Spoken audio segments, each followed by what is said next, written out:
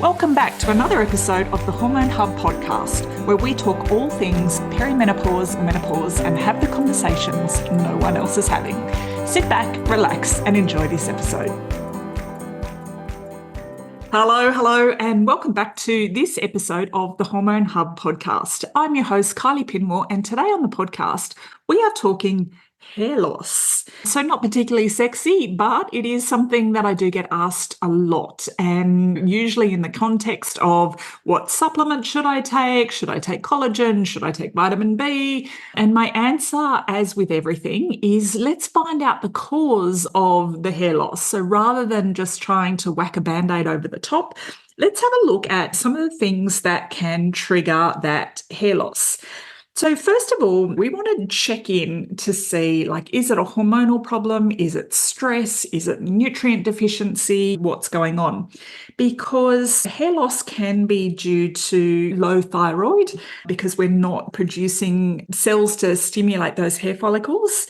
It could be a hormonal imbalance, so low estrogen and low progesterone in relation to high androgens, which are our male sort of hormones.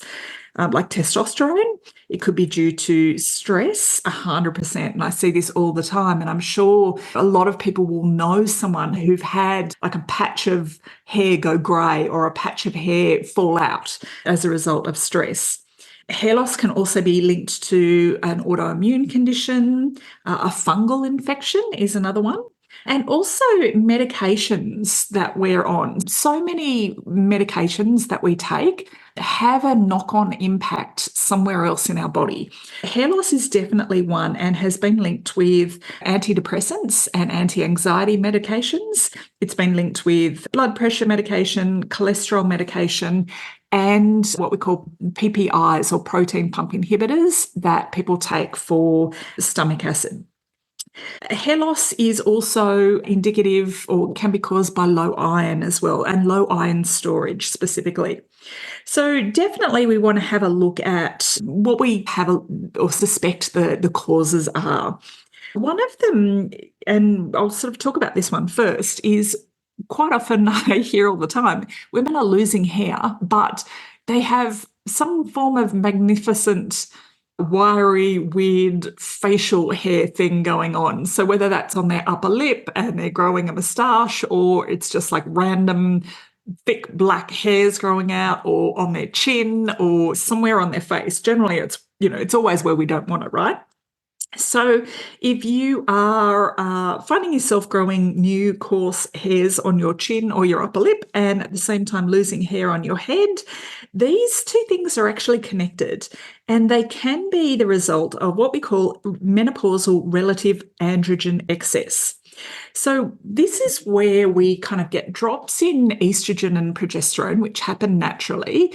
And then the ratio of that to our, say, testosterone is totally out. So we've got high levels of circulating testosterone and low estrogen and progesterone.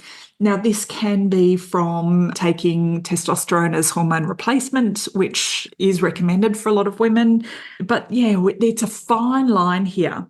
So quite often, if we go back a few steps, conditions like polycystic ovary syndrome is generally related to high levels of androgen. So the same sort of thing. So this is where we might not see specific like male pattern balding. So, that losing hair on the crown of your head, but it can definitely, those high androgens can trigger hair loss. So it's just something to be mindful of. Have you previously been diagnosed with PCOS? Are your ratios of testosterone higher than or out of balance with estrogen and progesterone?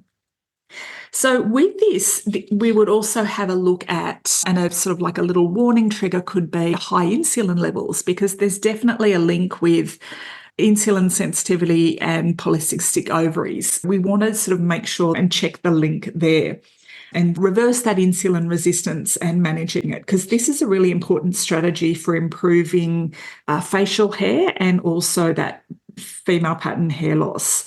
Because, like I said, androgen excess causes insulin resistance, and insulin resistance worsens androgen excess. So that you've got that kind of chicken and an egg thing going on.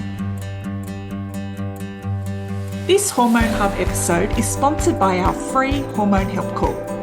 Book in your call today with one of our experienced advisors and we'll give you some clarity around what's causing your symptoms and some simple steps you can use straight away to improve your menopause experience. If you're ready to take the next step, book in a call and find out more about how we can help you have a smoother transition through perimenopause and menopause. Let us help you balance out your hormones, reset your metabolism and get your confidence back so you can live the life you're meant to. The link with all the details is in our show notes or over at kyliepinwell.com/hormone-help-call. So getting your androgen and your testosterone levels checked is one thing. Now, the next thing is, it's called androgenic alopecia or female pattern hair loss. That's the one that's linked with those androgens and those high testosterones. The next thing that I would be considering with a client who is losing hair is her thyroid function. So certainly our thyroid is linked to our metabolism, which is linked to our circulation. And if we've got poor thyroid function, if we think of low thyroid function, everything slows down in our body. Our circulation is going to slow down, which is going to impact our hair. Definitely having a look at how we can support your thyroid. Is there a thyroid issue that we need to address? And then how do we support your thyroid? Low iron is another one. And again, our thyroid needs iron to function. So we need to have a look at your ferritin levels. It's not enough to be in the normal range. You need your iron levels, so your ferritin or your iron storage, to be in that optimal range. And then it's got enough in reserve to send it off to support your thyroid as well. So we want to pay special attention to that. And stress. So I'm sure we have all felt times where we're under stress and it just can feel like our hair is falling out by the handful. So definitely working on identifying the cause of your stress and then it's having strategies and things in your toolbox to overcome stress can definitely help as well. So your things here would be understanding, do you have a hormone imbalance insofar as your androgens are high? Have you had insulin resistance? Have you had polycystic ovaries?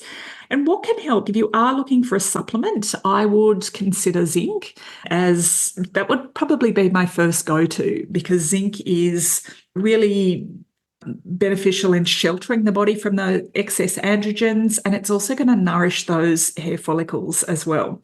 Zinc is also a good pickup for vaginal dryness. So again, that's a sign that you've got low estrogen, sort of like a good pickup there as well.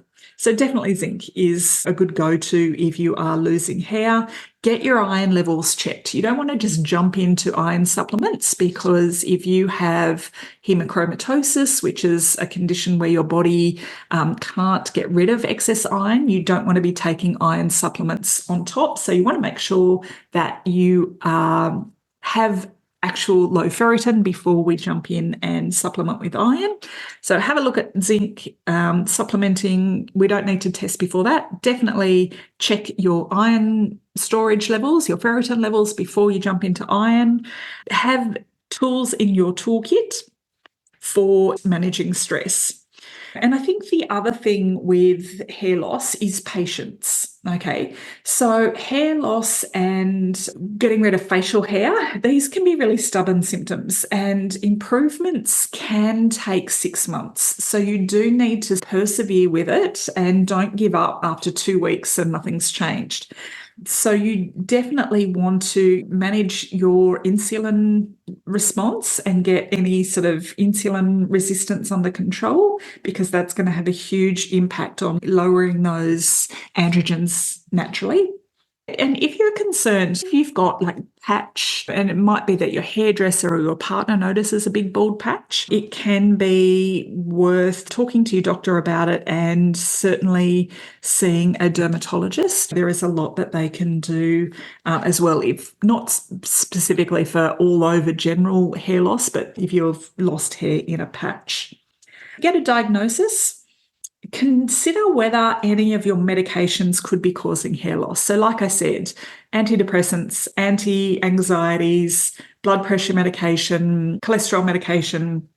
And I'm not saying come off these by any stretch, but certainly consider that they could be contributing to it. Identify if insulin resistance is an issue and definitely jump on top of that. Take a zinc supplement because that is going to help skin. It is going to help so many things as well as your hair. So I hope that was helpful, short, sweet. And yeah, like I wish there was a magic answer for that because I know it's a big, frustrating one for so many women. All right, my loves, hope that was helpful and I will see you in the next episode. Thank you for taking the time to listen today. You can head on over to the show notes at kyliepinwill.com/podcast where you'll find all the links. Now, before we go, it would mean the world to me if you'd head on over to your favourite podcast channel, subscribe and leave a review. Don't forget to share it with your friends. Then stay tuned for next week's episode and I can't wait to see you then.